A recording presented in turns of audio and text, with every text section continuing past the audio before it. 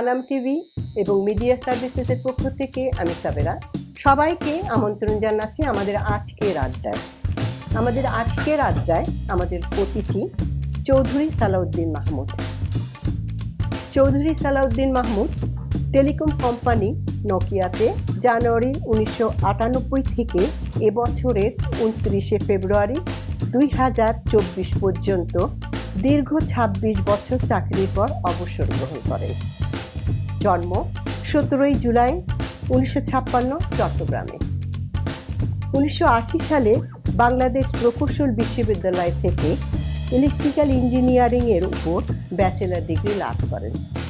1998 সালে তিনি যুক্তরাষ্ট্রের ইউনিভার্সিটি অফ টেক্সাস আর্লিংটন থেকে মাস্টার্স ডিগ্রি করেন।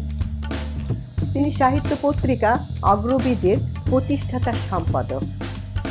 2010 থেকে 2019 পর্যন্ত উনি ডালাস বাংলা থিয়েটারের প্রতিষ্ঠাতা সভাপতি ছিলেন। ডালাসে তিনি দীর্ঘদিন ধরে সাহিত্য চর্চা করে যাচ্ছেন এবং ডালাসের বিভিন্ন সংগঠনের সাথে জড়িত আছেন। ঢাকা প্রকাশনা সংস্থা অরিত্র থেকে 2020 সালের বইমেলায় প্রকাশিত হয়েছে তার প্রথম গ্রন্থ বিচিন্তা বিভাবনা, দ্বিতীয় গ্রন্থ সময় সাগর তীরে জীবনানন্দ, এর তৃতীয় সংকলন 2023 বইমেলায় প্রকাশিত হয়েছে। দর্শক শ্রোতা, আসুন আমরা আজ ওনার সাথে আড্ডায় মিলিত হই।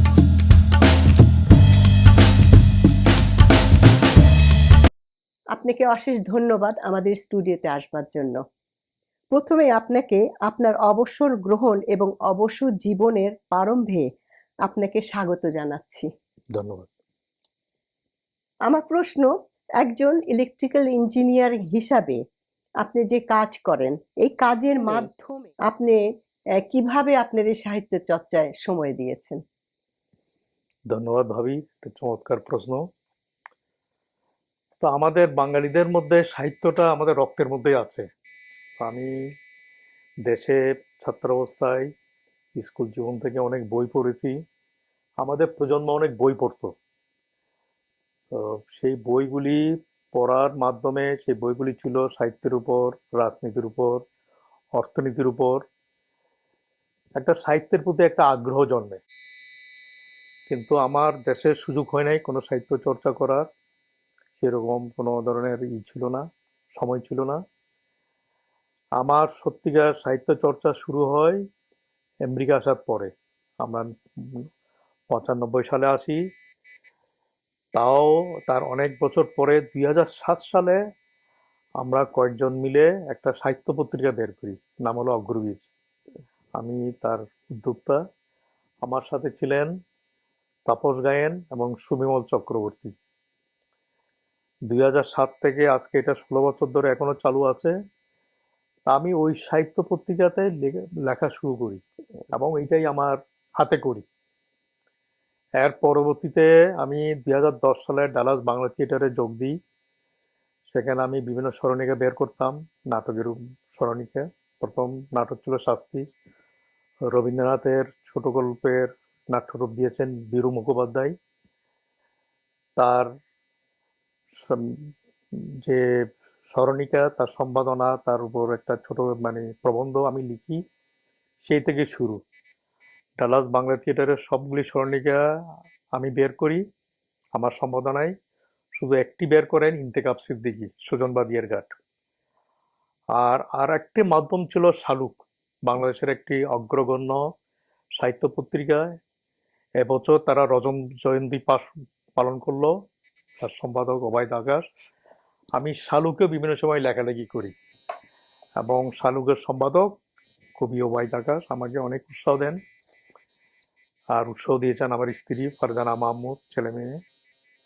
এইভাবেই সাহিত্য জিনিসটা বেসিক্যালি একটা নেশা। তো ওই নেশাতে কেউ একবার জড়িয়ে পড়লে আর ফিরার উপায় নেই। ঠিক বলছেন। ডালাসে কোন সালে আপনি আসেন এবং সেই সময় ডালাসের সাহিত্য চর্চা সম্পর্কে কিছু বলেন, কিরকম ছিল? আমরা ডালাসে আসি 1995 সালে। আমি তখন সাহিত্য চর্চার সাথে জড়িত ছিলাম না, কিন্তু আমি দেখেছি, পড়েছি কয়েকজনের লেখা, এবং তারা দুজন প্রয়াত হয়েছেন, তাদের জন্য আমার শ্রদ্ধা। একজন হলেন শ্রদ্ধেয়া রেজিয়া রহমান কিন্নরী, আরেকজন হলেন মোহাম্মদ জুবায়ের।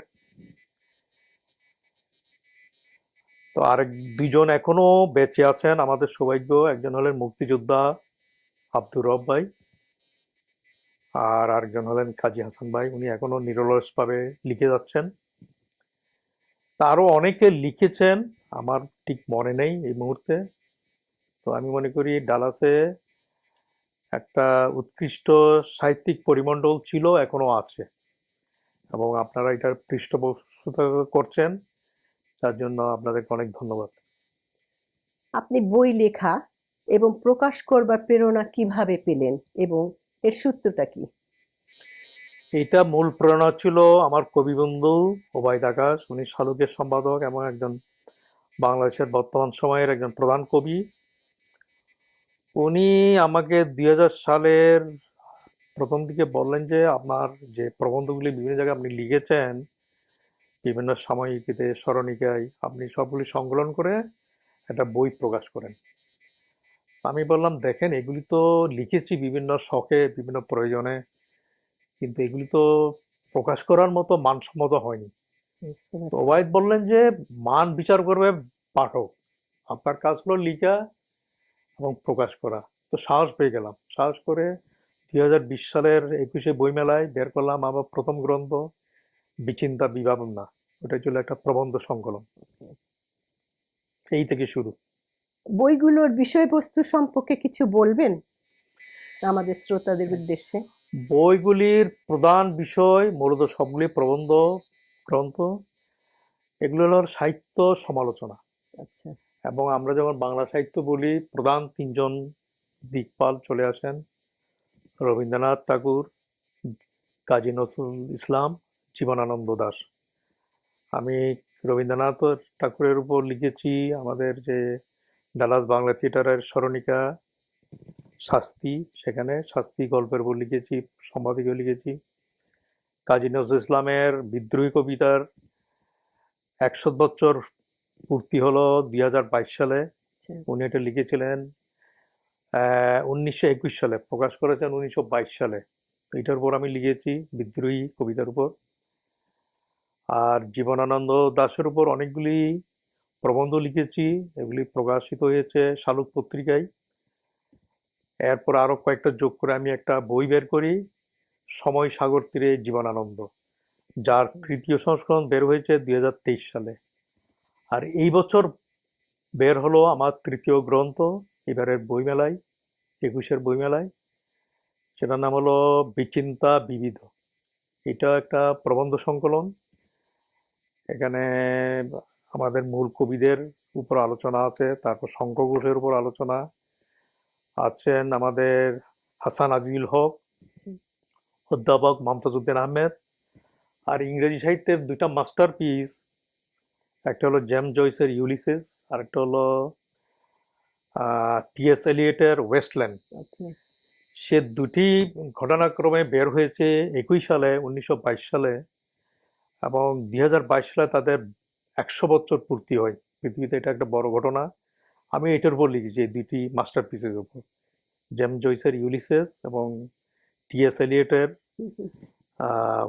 The Waste Land. তো ওখানে আরো অনেকগুলি প্রবন্ধ আছে, একটা ছোট গল্প আছে, একটা কবিতা আছে। সর্বমোট আমার 3টি বই প্রকাশিত হয়েছে। আচ্ছা। এই নতুন বইটা প্রকাশিত যে হয়েছে, এটার কিরকম সাড়া পেয়েছেন? মানে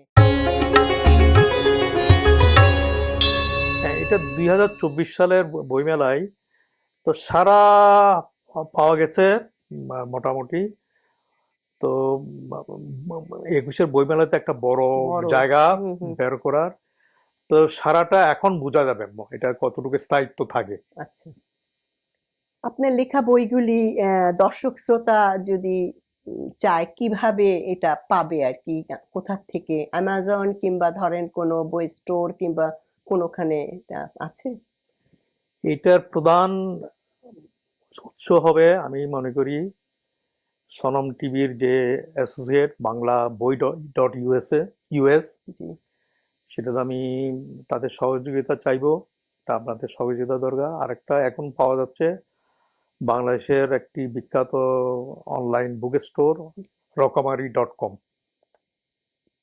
এই দুটোতে পাওয়া যাবে। আর আমার কাছেও কিছু থাকবে। আচ্ছা। তো এইভাবেই আমরা পাঠকদের আগ্রহ এবং চাহিদা মেটাতে পারবো।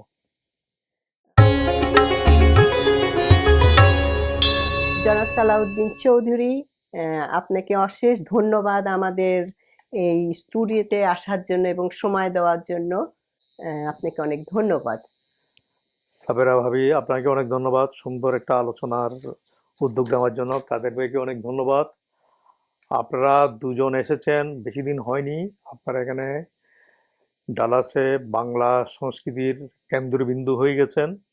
2021-এ আপনারা ডালাসে প্রথম বইমেলা চালু করলেন। গত বছর হলো তৃতীয় বইমেলা।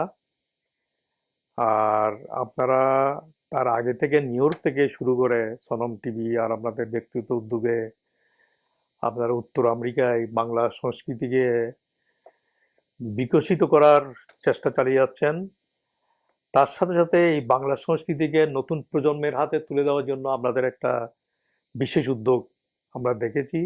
সেই জন্য আপনাদেরকে অনেক ধন্যবাদ ও কৃতজ্ঞতা। আপনারা ভালো থাকবেন। শুভেচ্ছা। আপনাকেও অশেষ ধন্যবাদ আমাদের স্টুডিওতে আসবার জন্য। প্রিয় দর্শক, এই ছিল আজকের আমাদের আড্ডা। আমরা আবারও খুব শীঘ্রই আবারও আড্ডায় বসবো। সুস্থ থাকবেন, ভালো থাকবেন।